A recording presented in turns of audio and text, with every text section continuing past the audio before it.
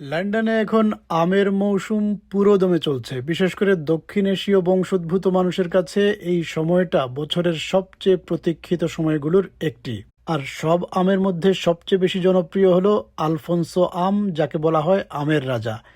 এর মিষ্টি স্বাদ, নরম গঠন আর অসাধারণ ঘ্রাণের কারণে মানুষ সারা বছর এই আমের জন্য অপেক্ষা করে থাকে। কিন্তু এবছর পরিস্থিতি একটু ভিন্ন। ব্যবসায়ীরা বলছেন আগের তুলনায় আলফোনসো আমের সরবরাহ অনেক কম আর দামও বেড়ে গেছে। এর কারণ খারাপ আবহাওয়া, ফলন কম হওয়া, তেলের বাড়তি দাম এবং মধ্যপ্রাচ্যের সংঘাতের কারণে উড়োজাহাজের দীর্ঘ পথ ঘুরে আসার সমস্যা। ফলে আম আমদানি করতে খরচ অনেক বেড়ে গেছে।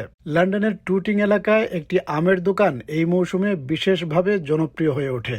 দোকানটির মালিক সাবির খান গত ২৪ বছর ধরে এখানে আম বিক্রি করছেন। স্থানীয় মানুষ তাকে ভালোবেসে ম্যাঙ্গো আঙ্কেল নামে ডাকে। প্রতি বছর এই সময়ে তার দোকানে মানুষের ভিড় লেগেই থাকে। অনেকে ট্রলি ভর্তি করে আম কিনে নিয়ে যান। কিন্তু এবছর সেই চেনা দৃশ্য অনেকটাই বদলে গেছে। দোকানে আম কম এসেছে আর ক্রেতাদের ভিড়ও তুলনামূলক কম। That's why the reason the planes has to fly a long way to come. So the oil prices have gone up, the long route. That's why it's so expensive this year. Back here for my mango. Yeah, you're welcome. Which one you like? Definitely Alfonso's. Alfonso, we got. তবুও যারা সত্যিকারের আম অনুরাগী তারা এখনও Alphonso আমের খোঁজে সেখানে আসছেন। ফুড ক্রিটিক ও ইনফ্লুয়েন্সার রঞ্জি, যিনি টুটিং মামা নামে পরিচিত, তিনিও লক্ষ্য করেছেন আগের মতো আর ট্রলি ভর্তি আলফোনসো আম দেখা যাচ্ছে না। আগে মানুষ আম কেনার জন্য বিক্রেতাদের চারপাশে ভিড় করত, কিন্তু এবছর জায়গাটা অনেকটাই ফাঁকা মনে হচ্ছে। They're not as fibrous as say like the mangoes you get in your supermarket. They're definitely not sour. Very, very sweet, very soft. I mean, the best way I think is to actually just eat your Alfonso's because they're so special. And I always say if the French have Beaujolais, we've got our mangoes.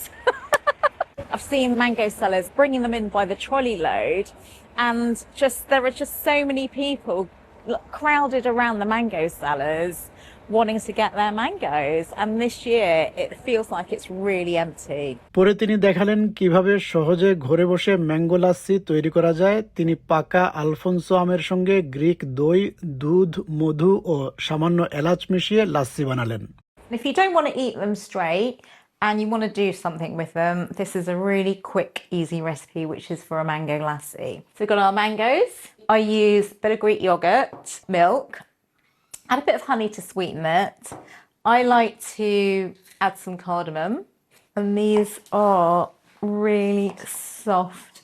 Don't let it slide away. Much better than buying it in the supermarket. Alphonso আমের মৌসুম খুবই অল্প দিনের, আর কয়েক সপ্তাহ পরই এই মৌসুম শেষ হয়ে যাবে। যদিও গ্রীষ্ম জুড়ে অন্য ধরনের আম পাওয়া যাবে, তবুও আম অনুরাগীদের কাছে আলফোনসোর মর্যাদাই আলাদা। This is a little bit of homemade lassi. Shall we try? Oh, cheers, thanks. Cheers. Alfonso lassi. That is delicious. That is Scrumptious, isn't it? so much better than anything you've tasted in a restaurant or in the shops.